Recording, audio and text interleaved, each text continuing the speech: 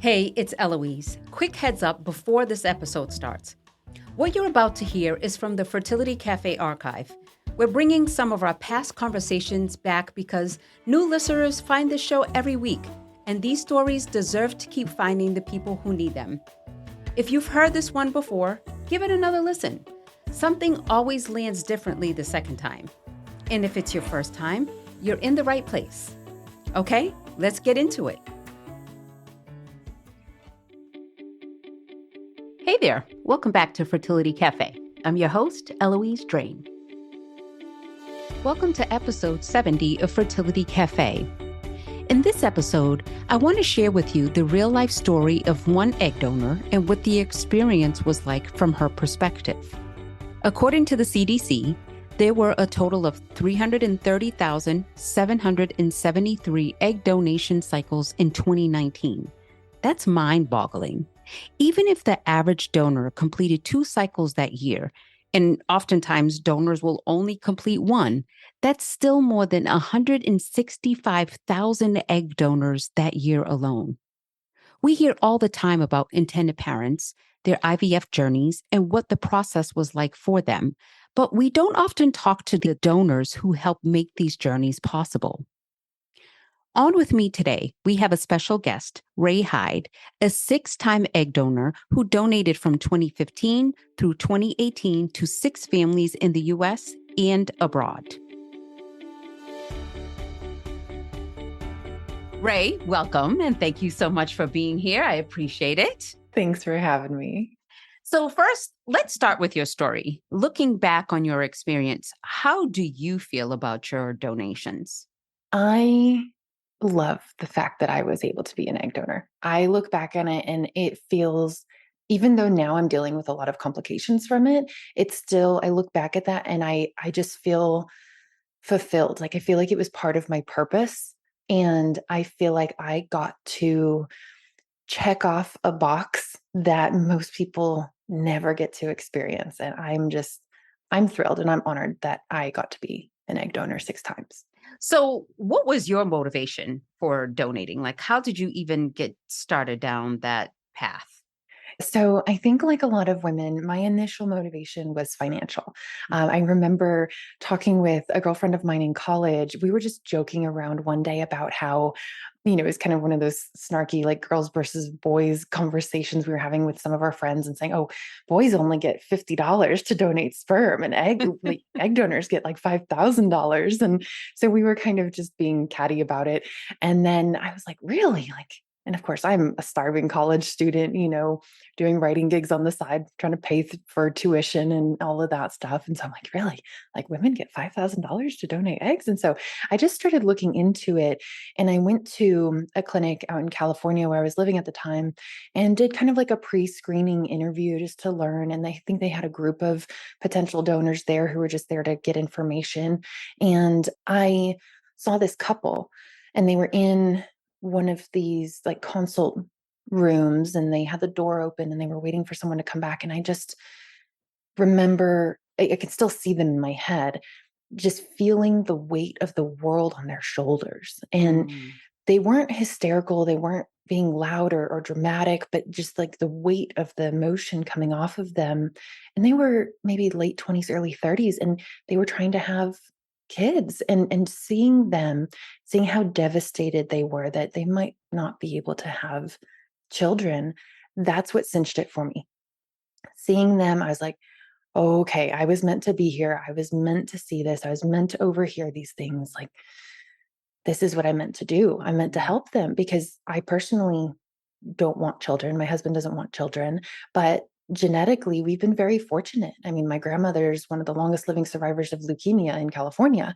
And so we have some really great genetic blessings. And I would love to pass that on to the people who are so passionate about having children that they're devastated at the idea that they might not. Those are the people who are supposed to be having children. And so that's really what cinched it for me.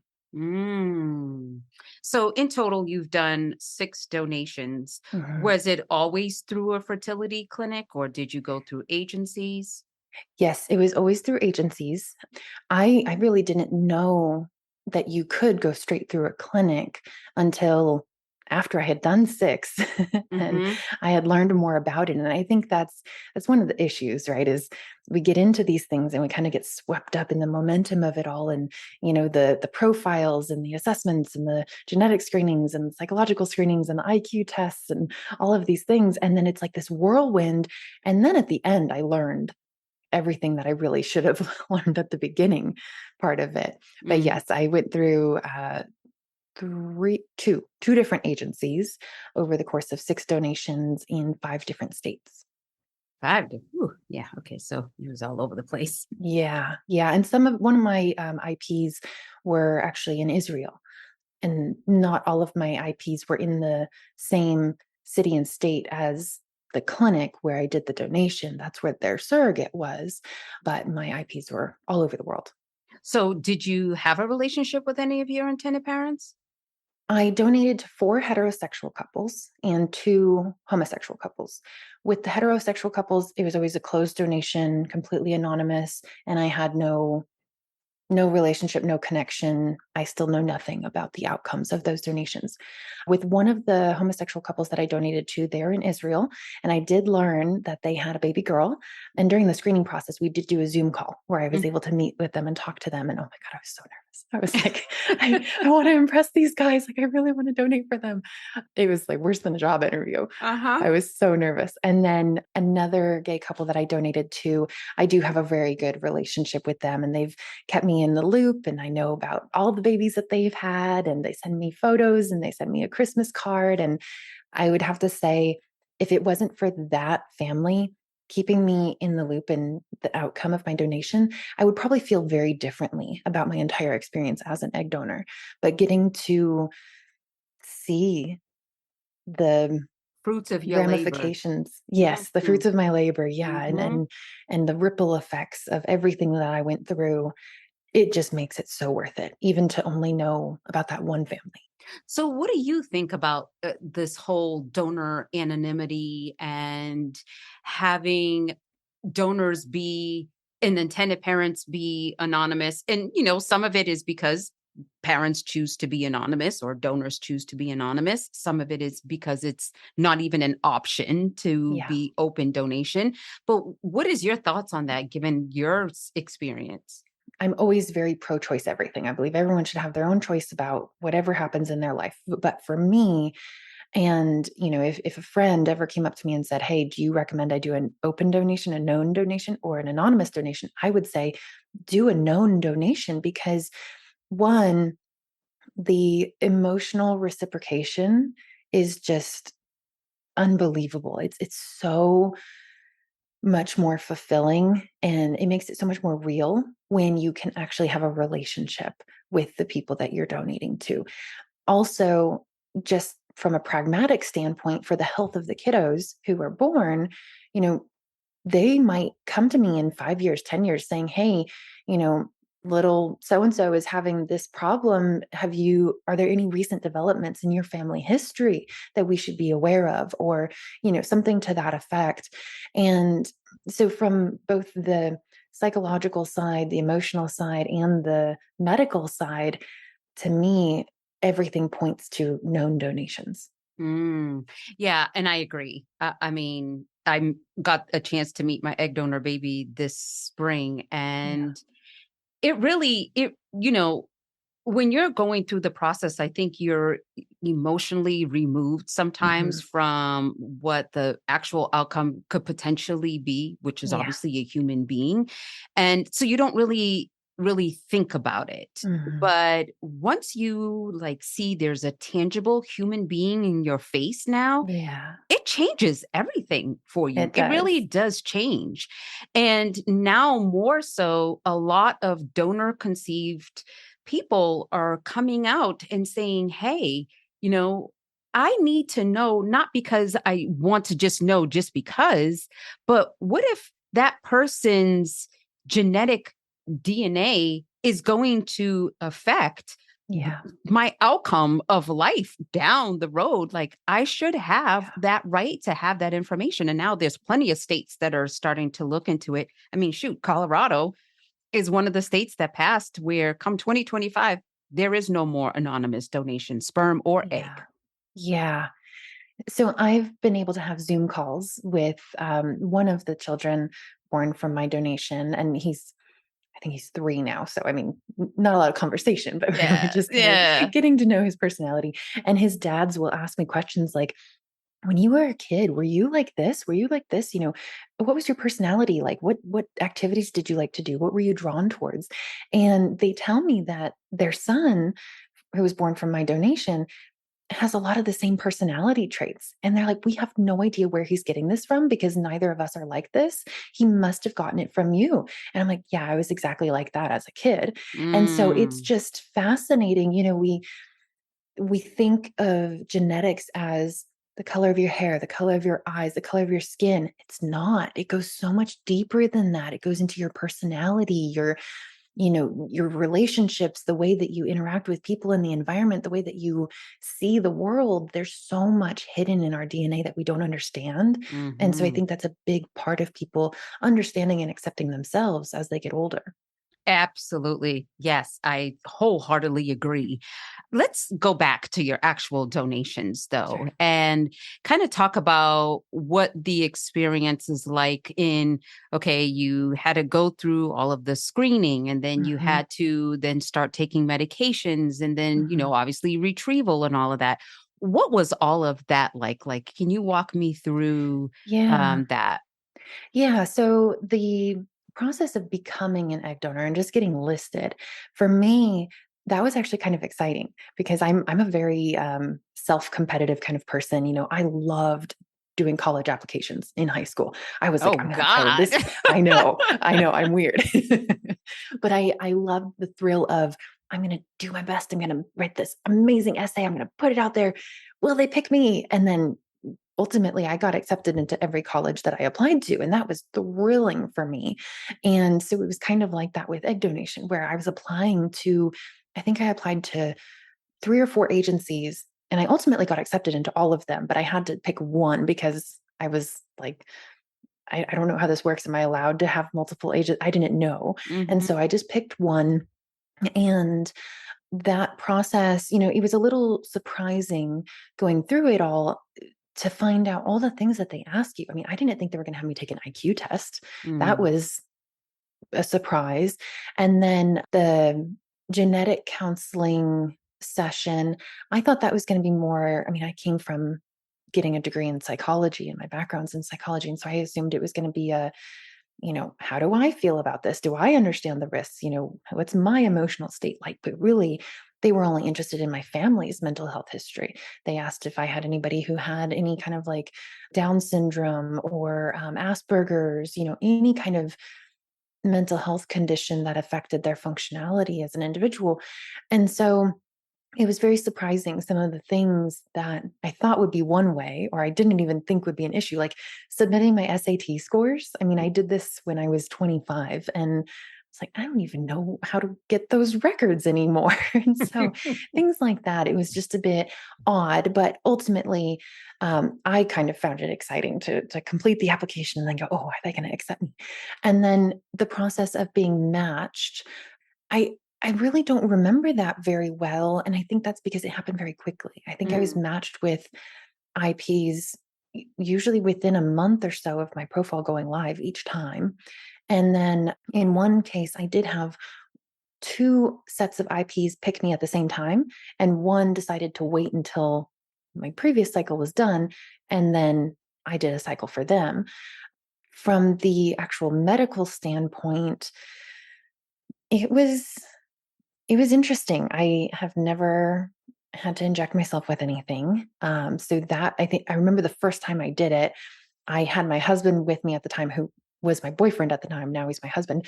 And I was like, okay, okay, I can do this, right? I can do this. And I was kind of hyping myself up and I'm like closing my eyes and I'm like, did I do the alcohol swab right? And like, am I getting this right? And then you have to do anywhere from 4 to 8, depending on your medications and things and how many injections you do per day, morning and night. You have to do 4 to 8 injections a day. And so that kind of hype, I guess, or nervousness went away very quickly. And after a while, it was this is getting a bit much. And I felt like a Mm, pincushion, and my tummy was mm, all like, I had all these little purple and red spots and things. And so that got a bit old quick. mhm, mhm, um, and I would say the part that was the most varied, though, was the clinical experience, because I worked with 5 different clinics over the 6 different donations. And just experiencing how different ones operated and how different clinics treated me differently. At mm, some clinics, I was barely looked at. I was barely talked to. In one, I remember the nurse never even looked at me. She looked at my chart, she asked my name, she had me on the table, she did the ultrasound with the probe, she left, never said anything to make me feel comfortable, even though, your knees are up and your legs are spread and you're mhm, in this very mhm, vulnerable sort of environment. And so there was kind of that experience on one end of the spectrum. And then on the opposite end of the spectrum, I had some clinics that were just like super caring and compassionate. They wanted to know how I was feeling. They wanted to know if I was experiencing any discomfort or pain, or, what was my water retention like? I mean, they would ask me all of these questions. What was I eating? Oh, yeah, make sure you drink some Gatorade. Make sure you eat salty foods. They were just very concerned about my well-being and my experience. And so that sort of variability was during the 3 or so years that I donated, that was kind of the biggest determining factor in whether or not I was happy about being an egg donor or not. mhm, That mhm, was kind of the most impactful piece of it at the time. mhm. What about the retrieval? And real quick, just to kind of make a note, I know you said you was taking a number of injections on a daily basis. That actually is, eh, I guess I would say everybody is different because when Mhm, I was a donor, I only needed it. Well, I took injections twice a day. It was in the morning mhm, and then the evening. mhm. So I think everybody is different in that regard and then of course every clinic has different protocols. Yeah, But how is the retrieval and, the experience of how many eggs you receive, or not you received, but you yeah. were able to get retrieved and all of that? My first donation, which was in Ohio, that one, from what I later learned, was pretty normal for a donor. I think I ended up donating 27 eggs in my first one, and it was very successful. I was really uncomfortable the day of, you're kind of like ready for the bloating to be done and the swelling to go down and all of that. But I remember that clinic and that staff, and they were just so sweet. They were very compassionate. They wanted to make sure I was comfortable. They took really good care of me, and they kept my husband, who at the time my boyfriend, Mhm. very well informed of, she's okay, she's just coming out of the anesthesia. So that was a really great experience. And then fast forward to donation number 3, which I did in California, and they got 63 eggs. Mm. And I ended up with OHSS, which Oh, I was was gonna say. incredibly painful. And I was by myself for that one. My husband couldn't get time off of work. And so they had a nurse stay with me at night. But other than that, I was just Ubering everywhere, and I was in my hotel room by myself. And it was scary because after the retrieval, which the retrieval itself went fine, I was shocked to hear that they got 63 eggs afterwards. And then later on, just throughout the day, getting progressively more, just feeling very full in my torso. And I remember sitting in my hotel bed that night, and I felt like there were bubbles around my collarbone, and I was having a hard time breathing. And so I called the nurse. She hadn't arrived yet. I think this was probably around 6 or 7. She was supposed to be there at 9 or so. And she goes, "Okay, well, take this and take this and take this and drink this and don't do this." And I can't even remember all the things that she told me to do. And I'm just sitting there trying to not panic, because I know that's only going to make it worse, and Mhm. just breathe. But I felt like I couldn't breathe past about my sternum. Come to find out, my lower abdomen had filled with so much fluid that it was actually pushing my organs and my lungs up to the point where I couldn't take deep breaths because the capacity was no longer there. And Yeah. that explains the bubble feeling Uh-huh. you know how you get kind of like a gas bubble Yep. cramp in your torso? Yep. It The was back. like that, but around my collarbones. And that was because of the pressure that was building up in my torso. And the next day, they were about an hour away from doing surgery to remove all of the fluid when my body finally started responding to the meds that they were giving me and letting go of all the fluid that my ovaries and my body, I guess, just kind of sucked in and held on to in response to the shock from the 63 eggs and the drugs and all of that Mm-hmm. stuff. Mm-hmm. Yeah. I mean, I did a donation myself, and I want to say they retrieved like 40 something Oh, eggs. And it wasn't to that capacity where I mm, couldn't breathe, but I was so sick. I mean, I yeah. kept throwing up, and Mhm. I mean, I just was feeling so horrible, so, Yeah. so horrible. And the thing about it is I'm flying out the next day to Yeah. go back home. And I was also by myself because when Mhm. I did these donations at that time, it was not necessarily a common thing for you to even bring a companion. It wasn't even Mhm. something that people would suggest for you to Right. It's do. just an added expense back Right. then. And now Exactly. it's a little Exactly. Now different. it's a Yeah. requirement. Yeah. Well, for our agency anyway. And it was horrible. It was horrible. So I can't Yeah. even imagine, that experience and not being able to breathe and how scary that was. But then you went on to do subsequent donations. I did. And I credit a lot of that to the clinic where they were saying, they basically put it on me. They said, "Oh, I guess your body is just super fertile and it just responded, maybe your body's too sensitive and it responded weird to the medications and such and such and such and such." And I was like, "Okay, well, that was actually the one clinic that I did two donations with."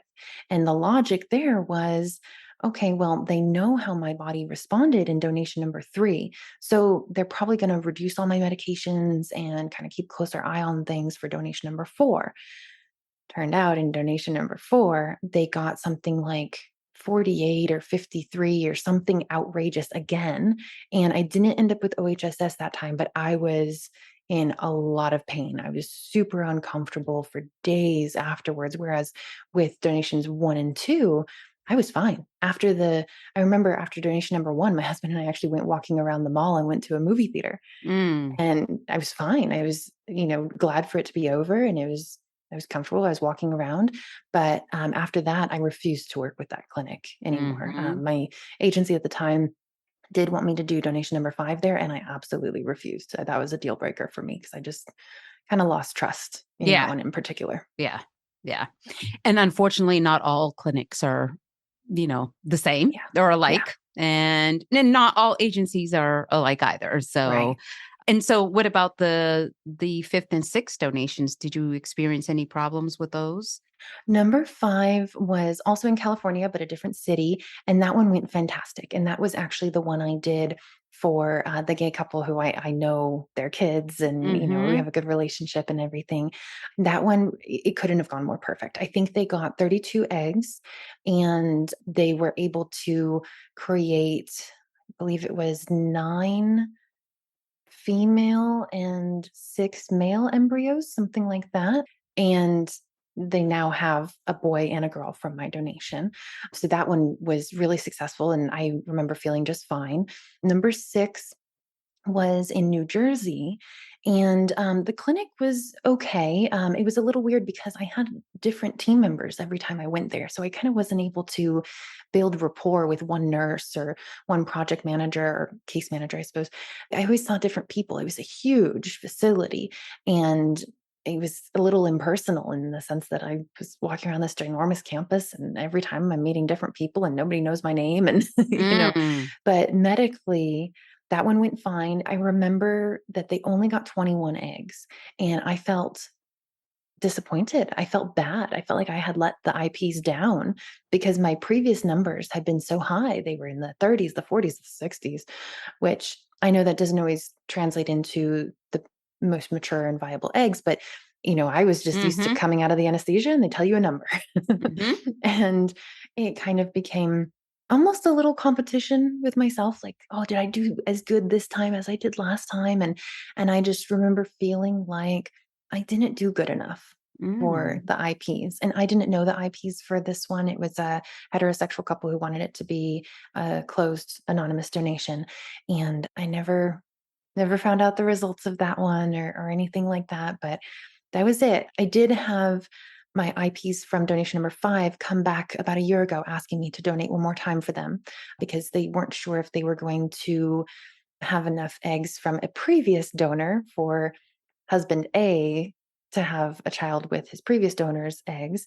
And so ultimately, though, their eggs ended up being viable and they didn't need me to donate again. But the New Jersey experience really put the cap on it for me. I Mm. decided I was not going to donate again. My agency had found a seventh match for me. And they said, this is not usually protocol. Usually we stop at 6, but this couple, they've had their eye on you for a while and they really want you to donate for them. But the experience in New Jersey kind of made it to where I was like, oh, it's just not worth it anymore. And the only way I was gonna donate again is if it was for that couple that I had a good relationship with. For them, I Mm. would probably do anything. I'd probably give their kids a kidney if the kid Mhm. needed it, Mhm. but that's when I really decided, "Okay, I'm done. It's time for me Mhm. to retire." Mhm. In the beginning, you mentioned that you are now experiencing issues related Yeah. to the egg donation. What issues are you experiencing? In context, I would say I'm very fortunate. I know a lot of donors who have had really severe problems like ovarian cysts and cancer and things like that. I'm luckily not dealing with anything like that.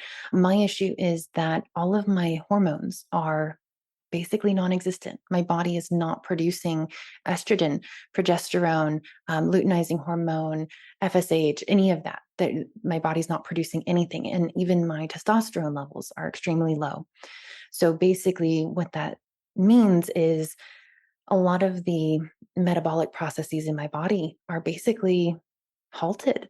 So I can't lose weight. I've put on quite a bit of weight and I haven't been able to lose it no matter what I do. Mhm. Um, I also have a lot of trouble with my energy. So I don't sleep very well and my energy throughout the day is, I'd say on a scale of 1 to 10, it's about a 2, and that's become normal for me, and I have to find a way to function and run my businesses and, do all the things around my house, and we were talking earlier about I have chickens and a dog and a cat and a gecko and a Mhm. husband who's now retiring and coming to work from home and all these things going on, and I have to figure out how to manage all of that with basically no energy that my Mm. body's producing. So it's just everything is kind of gridlocked. And so I'm going through a process now of trying to get off of birth control pills, which, because my husband and I don't want children, I've been on since I was 17. I'll be going through a tubal ligation surgery so that I can get off all synthetic hormones. And hopefully, with that and some supplements and a lot of prayer and meditation. I'm Mhm. hoping that I can get my body to turn the factory on again and start producing hormones naturally that I need to have a regular metabolism and be able to really function and thrive. And are you for sure that you know that this was all a result of the donations? No, I mean, it could, I suppose, be due to something else. I can't imagine what else. And Mhm. my doctor has gone through all of the tests, all of the blood tests, all of the scans, all of the everything. We can't find any reason for it Mhm. other than the fact that I injected myself with foreign medications multiple times a day for several weeks at a time and went through these really dramatic hormone fluctuations during my donations. So it's not a clear cut, you were an egg donor and you had ovarian torsion because your ovary, Right. got too big and flipped over. It's not like a clear cause and effect like that, but it's process of elimination. Mhm. And I'm 32, Mhm. and there's absolutely no other reason, and there's no Mhm. family history for me to have this sort of Mm-hmm. very strange problem going on. Yeah, absolutely. And who knows? I mean, unfortunately, there's no long-term studies Mhm. of the outcome of what can happen if you do IVF multiple times, if you're a donor Right. or a surrogate, or even the intended parent that's going through Mhm. IVF themselves. There really is nothing long-term. Now, granted, this didn't really come about until what, 50 some odd years ago, but we need to begin doing a lot more studies in this industry to find out Yeah.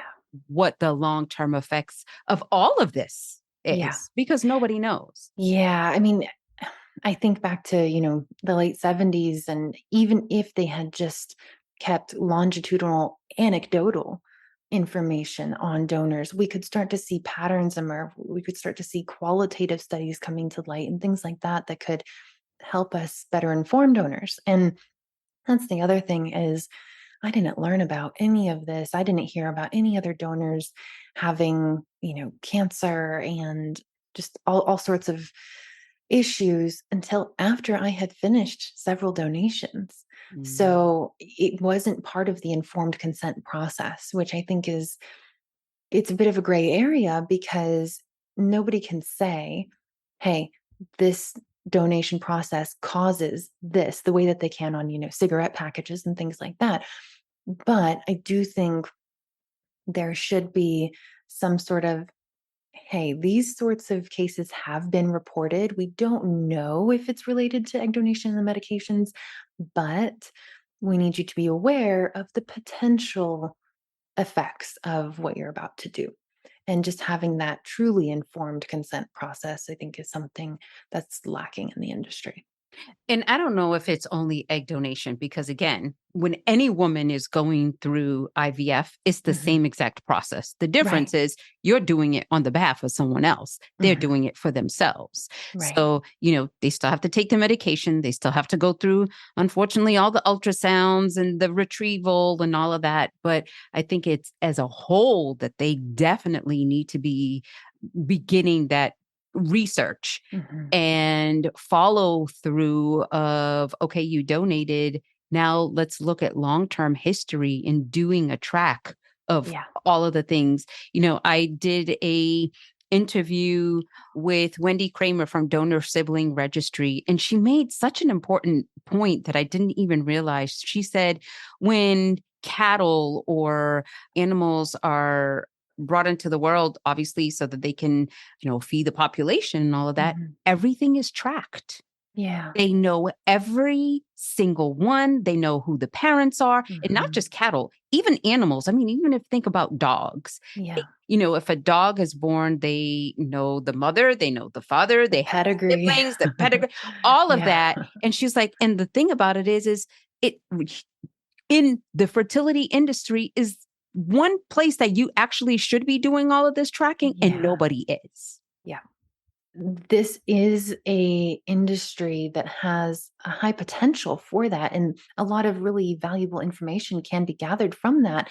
But I think it also could lead to a slippery slope that a lot of people are either consciously or subconsciously afraid of, which is the epigenetic piece of it and really the picking and choosing from the genetic pool and designing what the next generation could look like. Mhm. That part is where it starts to get a little scary, Mhm. and where we have to really trust in the medical teams that are doing these sorts of procedures and helping intended parents select, even egg donation aside, even the process of embryo donation, where the intended parents are choosing an embryo to then implant for themselves. How do we know that those embryos are not being selected or suggested Mhm. based on the genetic traits that they're carrying?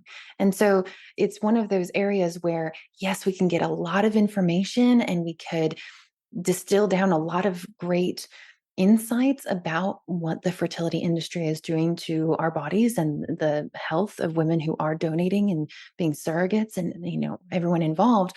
But also it could be a slippery slope to something a bit unsavory or Mhm. nefarious. Yeah. Yeah, Yeah. definitely. Curious, do you have any regrets? No, I really, well, I guess I'll say I don't have any regrets about being a donor. The few things that I kind of regret is not speaking up about certain things that bothered me along the way. For example, there was one clinic that I worked with in Illinois. That was donation number 2. And that was the one where they didn't talk to me. They, left me in the exam room. There was just some things that felt like a huge violation Mm, in terms of just me as a human. I mean, I felt like I was being treated like a gumball machine, and I'm very non-confrontational, and I just kind of like to just go through the process and make it as smooth as possible for everyone involved. I don't want to ruffle any feathers, but I do regret not saying something and not telling them that they made me feel worthless. They made mm. me feel like I wasn't a human. I wasn't a person. I was just a machine that they were putting quarters into to get eggs out. And I guess I feel a strong sense of redemption in a sense to get to be on your podcast and be able to talk about these things, because that's really the only way that things are going to change is That's if we right. talk about it. Yes. Because funny enough, that was my first experience Mm, of just feeling like I was cattle and yeah. feeling used Hmm. and just like it was just like, okay, just do this, get it out of the way so we can go ahead and take care of the intended parents who are our patients. It's like, well, guess what? Yes, I'm actually your patient too. exactly. And I'm choosing to do this to help somebody else. And therefore, I should be owed the utmost respect Mhm. in that I'm choosing to do this for one of your patients. So, yeah, I definitely get where you're coming from. What would you tell intended parents who are considering egg donation? I would say if you're an intended parent, really try to open your mind to the possibility of having a relationship with your donor. If that idea scares you, or if you feel threatened by another woman being in the mix of this, process of bringing a child into being, work through that. Find a way to work through what is making you feel like you shouldn't have a relationship with this person, or that you can't just keep in touch. I mean, my I call them my donor daddies, the couple that I'm still close with, and we don't talk every day. We don't even talk every month. We talk maybe once every 3 or 4 months over email. It's nothing super invasive in either of our lives, but it makes so much difference. And so to IPs, I would say figure out what you're afraid of with regard to having a relationship with your donor. Find a way to work through that, and then find a way to treat your donor like the human that she is and Mm, have that relationship, because everyone is going to benefit, you, your child, and the donor. absolutely. So, what would you tell donors or potential donors?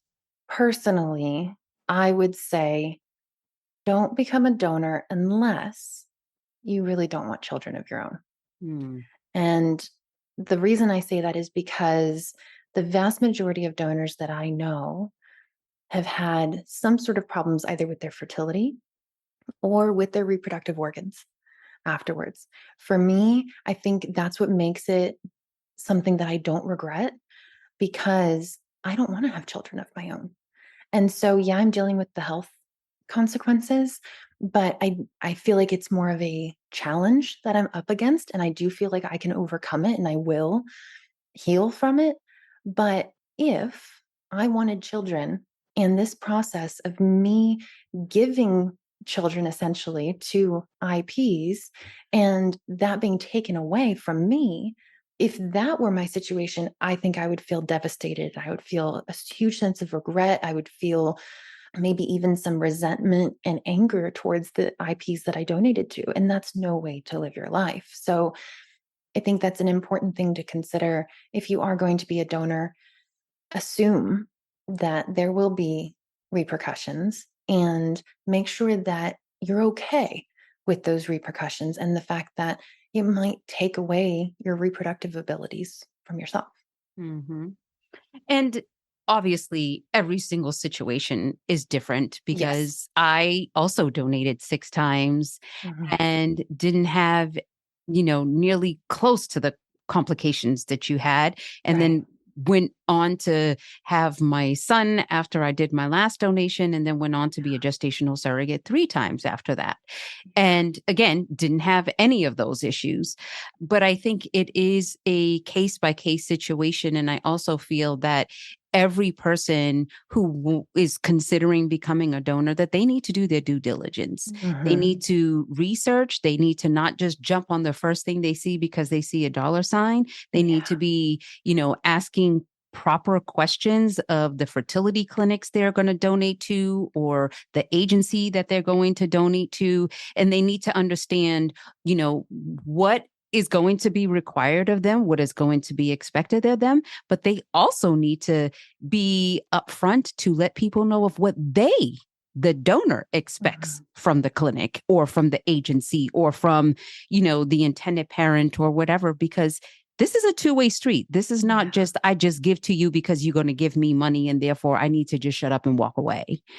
There needs to be a lot more of that. And I think it's about time that we start educating the donors, not just saying, hey, can you come and become a donor for us? But okay, are you willing to be a donor? But let me really educate you on the entire process, Yeah. the good, the bad, and the ugly. Just like I told you when we first started speaking, say everything, the good, the Yeah. bad, and the ugly. Don't hold back, because that, I think, is what has been the disservice all along in this industry, is that we're not really laying out the big picture for everybody, and everybody needs to see the entire picture of what it really is to, to be a donor, to be the Yeah. recipient parent, to be, and then ultimately this child, that this donor conceived child down the road, and what their life is going to be like as well. Yeah. Yeah. And building on that point, I think it's important for donors to realize, the process, the current process as it stands, where donors apply to agencies and clinics, it makes us feel like, are we going to be chosen? Are we going to be chosen? And then once we are chosen, oh, well, they chose me. So I Mhm. have to do everything that they say, and I have to please them, because they could just remove me from the system as quickly as they said yes to me. But really, what I would recommend for any donors moving forward with the process is choose an agency that you feel like is going to be your advocate. I didn't do that. While ultimately I'm happy with my donations and I'm glad that I got to do it, I would say that neither of the agencies that I worked with at the time were advocates for me. And I think it's something that the agencies have a responsibility and a unique power to advocate for everybody involved, to make the donors not feel like a piece of equipment. But if Mhm. they're mistreated at a clinic, an agency can pick up the phone and say, hey, this is not okay. And since the agencies represent the IPs who are writing all the checks and the donors who are doing this gracious thing, the agencies have this amazing opportunity to really transform what's going wrong in the industry from that human experience quality. Well, and we also have to remember too, there's where you can donate through an agency, but then you can donate directly to the fertility clinic and to the egg banks. Yeah. And you really need to also realize that there's a difference, and where your voice will be heard loudest, Yeah. depending on the program that you also select. So there's that part as well. So, Yeah.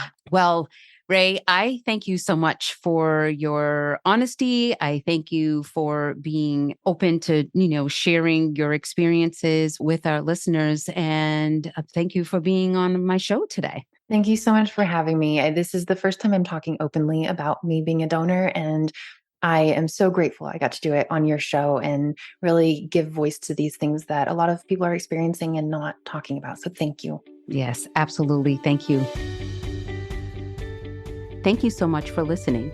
If you found this episode helpful, please rate Fertility Cafe on your favorite listening platform and share this episode with anyone you think could benefit from hearing it.